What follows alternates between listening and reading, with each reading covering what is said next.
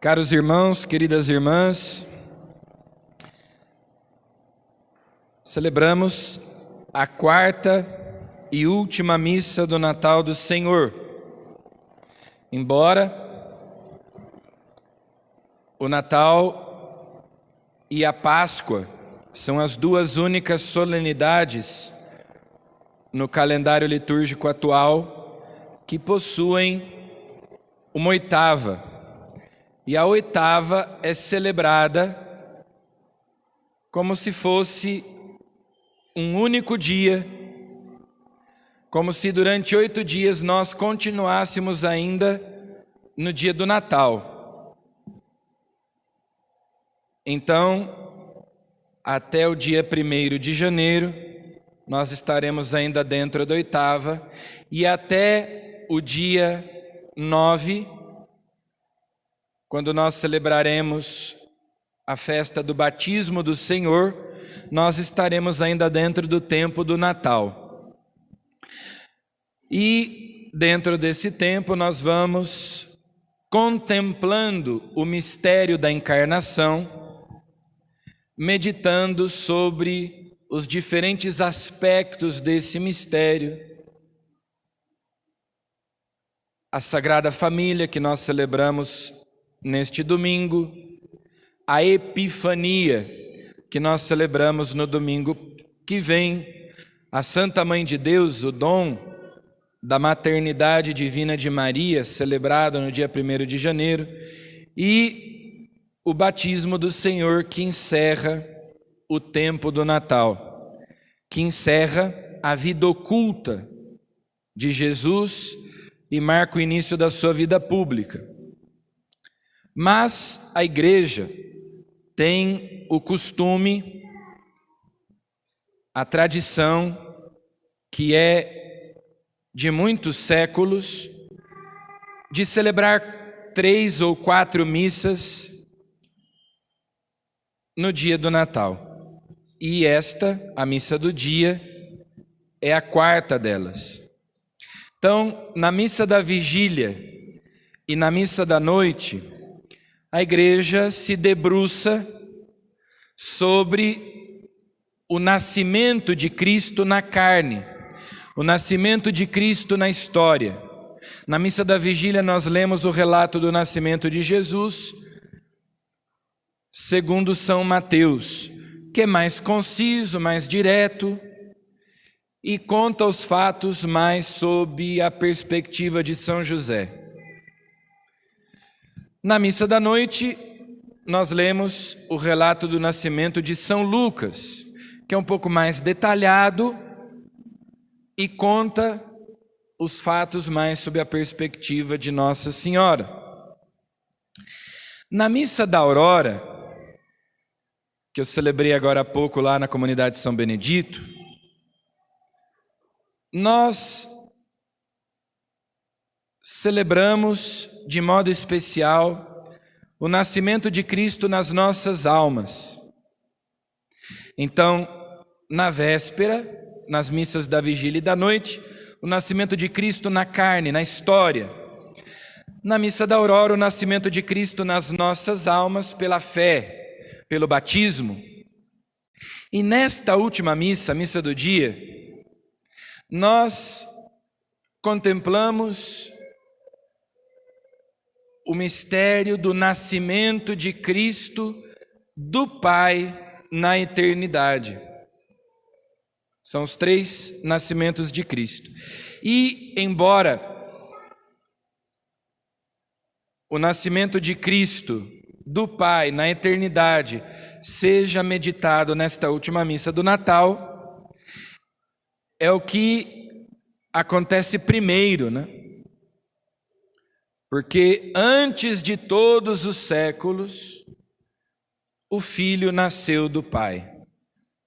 Depois é que ele se encarnou, se fez homem, entrou na história humana para nos salvar, para nos redimir. E, por último, ele nasce nas nossas almas pela fé, pelo batismo. Então, não não tem aí uma sequência cronológica, né? Embora nós nem podemos falar em cronologia em se tratando do nascimento do Filho do Pai na eternidade, porque não existe tempo na eternidade. Então, quando nós dizemos no credo que nós cremos no Filho, no credo niceno-constantinopolitano, que nós vamos rezar hoje, que é o credo escrito lá nos concílios de Niceia e Constantinopla, no século IV, os 2 primeiros concílios ecumênicos da história da Igreja, que definiram a fé da Igreja acerca da Trindade, da humanidade e da divindade de Jesus. Depois, isso foi completado pelos concílios de Éfeso e Calcedônia, no século seguinte. Mas o fundamental está ali em Niceia e Constantinopla. E nesse credo nós dizemos: gerado, não criado, consubstancial ao Pai, por Ele todas as coisas foram feitas. Então, quando nós dizemos que Jesus é o Filho de Deus, a segunda pessoa da Santíssima Trindade, e que Ele nasceu do Pai antes de todos os séculos, a palavra nasceu é uma analogia, porque na falta de outra palavra melhor, nós usamos essa, que o Filho é gerado pelo Pai, que o Filho nasce do Pai, mas não houve um momento em que o Pai não tinha o seu Filho e então Ele gerou o Filho e o Filho nasceu do Pai. É uma analogia, porque as 3 pessoas da Trindade são coeternas. Então, nós dizemos que o Filho nasceu do Pai, mas para descrever a relação que existe entre a primeira e a segunda pessoas da Trindade. Assim como nós dizemos que o Espírito Santo procede do Pai e do Filho. As categorias humanas, a linguagem humana é pobre, é limitada para expressar o mistério insondável de Deus. Então nós usamos essas palavras: consubstancial, nascido do Pai, gerado pelo Pai. Mas essas palavras têm a sua limitação para expressar a grandeza do mistério. Por quê? É uma analogia. E nós nos baseamos então na nossa experiência de que alguém, até um certo momento, não é pai, não é mãe, e então concebe, dá à luz, e depois que nasce a criança, aquele que antes não era pai se torna pai, aquela que antes não era mãe se torna mãe. Mas isso não acontece na Trindade, porque o Filho é eterno como Pai. Essa geração do Filho pelo Pai é eterna. Então é a palavra que a gente usa para descrever essa relação que existe entre a primeira e a segunda pessoas da Trindade. Nós vamos contemplar isso no céu. Os bem-aventurados no céu contemplam esse mistério, o Filho sendo a todo instante, desde a eternidade, gerado pelo Pai, nascendo do Pai. Mas o Pai sempre foi Pai, e o Filho sempre foi Filho, e o Espírito Santo sempre foi Espírito Santo. Porém, num determinado momento, o Filho, gerado pelo Pai, da mesma natureza, da mesma substância do Pai, se encarnou. Então, daí, a partir daquele momento, ele se fez homem, ele passou a ter um corpo e uma alma humanos. Antes de ser concebido no ventre de Maria, Jesus já existia, já era Deus, mas ele não tinha corpo, ele não tinha uma alma humana.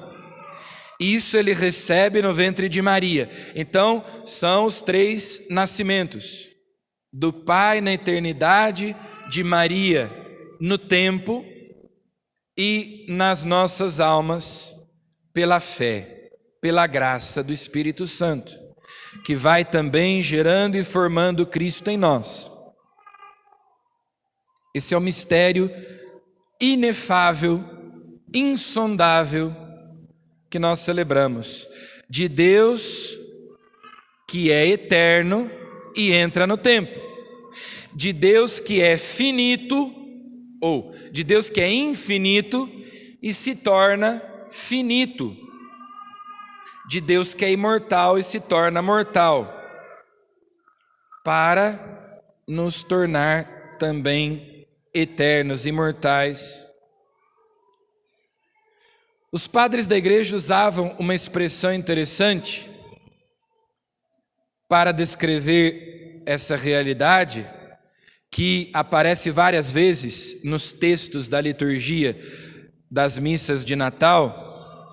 Eles usavam a expressão grega, ou melhor, a expressão latina, sacrum commercium. Ou seja, é um sagrado comércio, é um sagrado intercâmbio. Ele assume o que é nosso, a nossa humanidade, e nos dá o que é dele, a sua divindade. Assumindo a nossa humanidade, ele nos comunica a sua divindade. É o sacrum commercium, esse intercâmbio de dons entre o céu e a terra, essa troca que Deus faz, assumindo a nossa pobreza, a nossa humanidade mortal e nos doando a vida eterna, nos doando a sua divindade. E quem melhor descreve essa realidade do Filho eterno que está no seio do Pai desde toda a eternidade, que vive na intimidade do Pai, por Ele e para Ele foram feitas todas as coisas, e num determinado momento Ele se fez homem e habitou entre nós, e nós vimos a sua glória, e Ele nos comunica a sua graça. Quem melhor descreve poeticamente, sinteticamente tudo isso é São João, no prólogo do seu Evangelho. João capítulo 1, versículos de 1 a 18. É o prólogo do Evangelho de São João que nós ouvimos agora, que inclusive no rito antigo, na chamada missa tridentina, esse Evangelho era lido toda a missa no final, depois que o padre dava a bênção, antes de se retirar para a sacristia, ele recitava toda vez, toda a missa, esse Evangelho do prólogo de São João. Porque esse mistério também se atualiza, se renova, se torna presente na Eucaristia. O Verbo descido do céu, presente entre nós, nos sinais pobres, singelos, do pão e do vinho, assim como no presépio ele está presente na pobre e singela criança. Então São João descreve essa realidade. No princípio era o Verbo, a palavra. O Verbo estava junto de Deus, a palavra estava junto de Deus, a palavra era Deus. Por ele foram feitas todas as coisas. Então, quando nós dizemos que Jesus é gerado e não criado, é justamente para afirmar que ele é criador, que ele é Deus e ele não é criatura como nós. Por ele e para ele foram feitas todas as coisas. Criado, gerado, não criado. E São João, poeticamente, então, descreve toda essa realidade. Houve um homem enviado por Deus, João Batista. É assim que ele introduz o seu Evangelho. Diferentemente de São Mateus e São Lucas, que vão contando a infância de Jesus. São Lucas mais detalhadamente, São Mateus mais brevemente, São Marcos começa direto com João Batista. São João faz essa introdução teológica para dizer que a origem de Jesus é Deus, que ele vem de Deus e ele é o princípio de tudo. Aliás, São João quis aqui resgatar o início da Bíblia, o Gênesis, porque o Gênesis também começa dizendo: no princípio, Deus criou o céu e a terra. Então São João quer dizer aqui que com a vinda de Cristo a este mundo, nós estamos diante de um novo começo, de uma nova criação. Em Cristo, todas as coisas são restauradas. É um novo começo para o mundo, é um novo começo para a humanidade. Por isso a história é dividida em antes e depois de Cristo. Porque com ele tudo se fez novo, tudo começou de novo. Ele recapitulou em si todas as coisas, reconciliando o universo inteiro com Deus, toda a criação. E se nós vamos vendo a história do Natal, nos seus detalhes, ela é tão bonita. Os fatos descritos pelos evangelistas são incríveis, são admiráveis, são fantásticos, embora reais, mas ao mesmo tempo, olhando de perto, com os olhos, por exemplo, dos pastores ou de outras pessoas, é tudo tão simples. Tudo começa com Maria e José. Maria, nós não temos certeza, mas provavelmente ela tinha ali por volta dos 13, 14 anos, quando recebeu a visita do anjo. Porque ainda hoje os judeus comemoram a passagem da infância para a vida adulta ali por volta dos 13 anos. É o Bar Mitzvah, que é a festa que os judeus comemoram a passagem, né, da infância para a vida adulta. Hoje em dia a gente fala em adolescência, mas até pouco tempo atrás ninguém falava em adolescente, né? Então, ou você é criança ou você é adulto. Você é criança e a partir de um determinado momento você é adulto. Hoje a gente tem essa fase aí da adolescência, que é uma fase de transição, mas era comum naquela época e até não muito tempo atrás. A minha bisavó, por exemplo, se casou com 15 anos, 14, 15 anos. Isso não era tão raro até 80 anos atrás, 100 anos atrás. Então Maria provavelmente estava desposada, casada com José, embora eles ainda não coabitassem. Ela ali com seus 13, 14 anos e José talvez um pouquinho mais velho, 16 anos, 18 anos no máximo. E aquela menina recebe a visita de um anjo. Ela que era íntima de Deus, uma mulher da palavra, uma mulher de oração, dialoga ali com o anjo. É interessante que ela não se espanta de ver o anjo, até porque, segundo a tradição, Maria foi criada ali no templo de Jerusalém.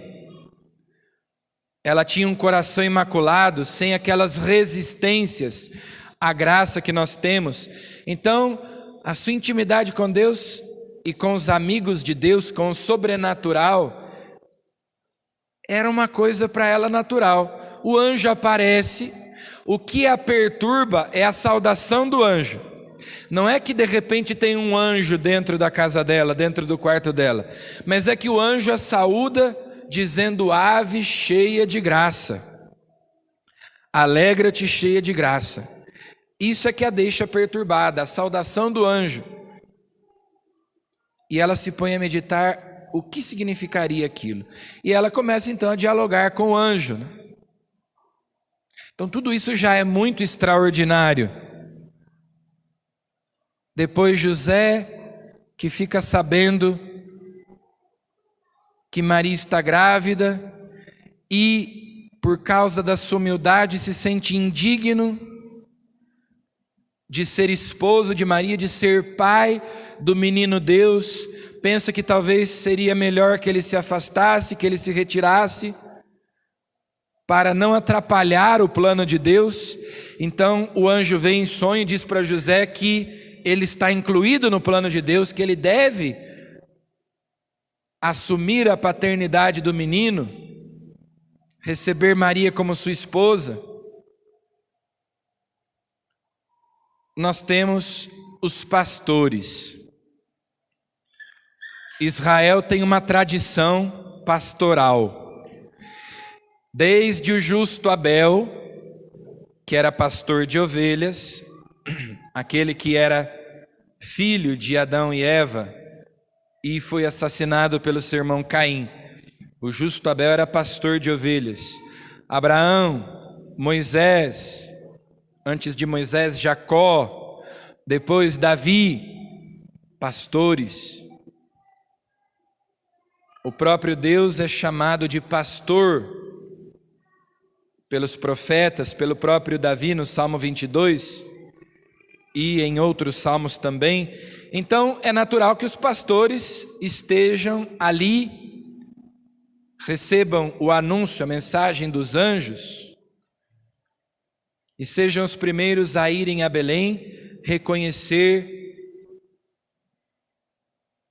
que Deus se fez homem, o bom pastor veio para reconduzir as suas ovelhas desgarradas, perdidas. E nós temos aí também os anjos. Os anjos.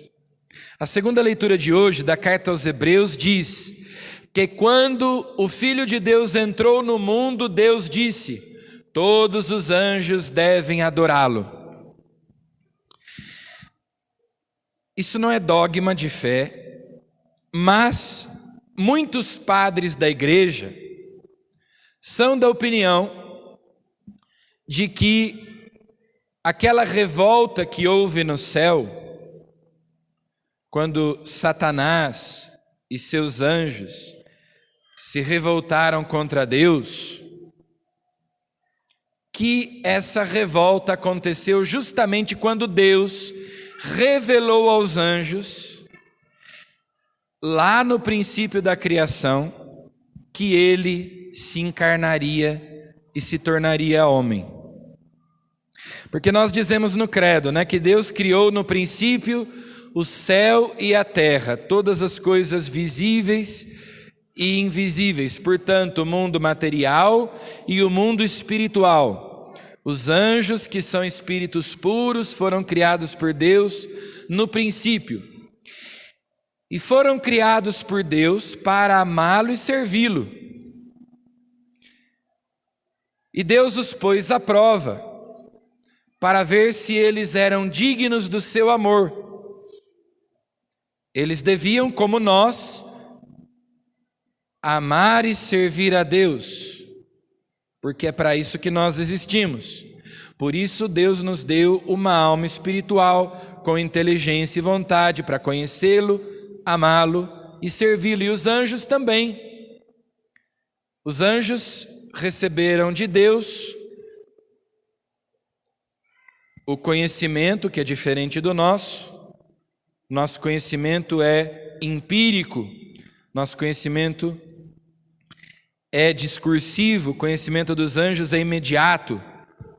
Então Deus revelou aos anjos que ele se encarnaria, se faria homem, e que os anjos teriam que adorá-lo, que os anjos teriam que adorar Deus feito homem. E, segundo a opinião de alguns padres da igreja, repito, não é um dogma de fé, mas é uma hipótese teológica bem aceita por boa parte dos padres da igreja, que foi isso que causou a revolta dos anjos maus, que não eram maus até então, né? Mas que se recusam a obedecer essa ordem de Deus. Jamais nós, anjos, seres tão nobres, espíritos puros, vamos adorar um homem. E por isso eles se rebelaram. Então, a carta aos Hebreus hoje diz que Deus disse aos anjos: todos os anjos devem adorá-lo. E é por isso que os anjos também aparecem na noite do Natal, aos pastores. Os anjos bons, os santos anjos, aqueles que permaneceram fiéis a Deus e que agora adoram o Deus encarnado, o Deus menino, a divina criança, e anunciam essa alegria aos pastores. Os anjos são os mensageiros de Deus. Então, eles evangelizam os pastores, eles anunciam essa boa notícia, essa alegria. Hoje nasceu o Salvador. E depois virão também os magos do Oriente, os pagãos, representando todos os povos, porque Jesus é o Salvador não apenas do povo judeu, mas é o único Salvador de todo homem, de toda a humanidade. Então vejam, nós temos aí Maria, José, a Santíssima Virgem Maria. Que coisa extraordinária, uma virgem que é ao mesmo tempo mãe e esposa. O castíssimo José, que Deus escolheu para ser o chefe, o guarda da Sagrada Família, embora fosse o menor. Temos ali também Isabel, Zacarias, João Batista, uma mulher idosa e estéril.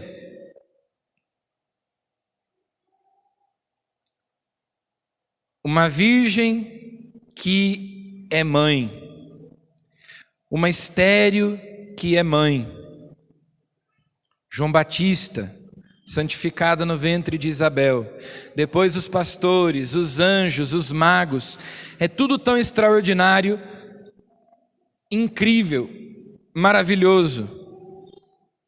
E ao mesmo tempo, tão singelo, tão simples.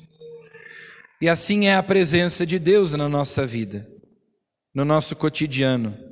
Ele se faz presente de um modo delicado, às vezes quase imperceptível, se nós não estivermos bem atentos. Mas a presença de Deus é sempre extraordinária. O segredo dos santos é justamente viver extraordinariamente o ordinário e perceber, descobrir a presença oculta de Deus na nossa alma, no nosso coração, na nossa vida. Então, com grande alegria, nós celebramos esse mistério do Natal do Senhor, da sua presença entre nós, dessa sua presença salvadora. Ele está presente, se doando, se dando, comunicando a nós a sua vida divina, vida eterna. E nós queremos estar atentos para perceber essa presença e nos doarmos a Ele que se doa a nós. Amém.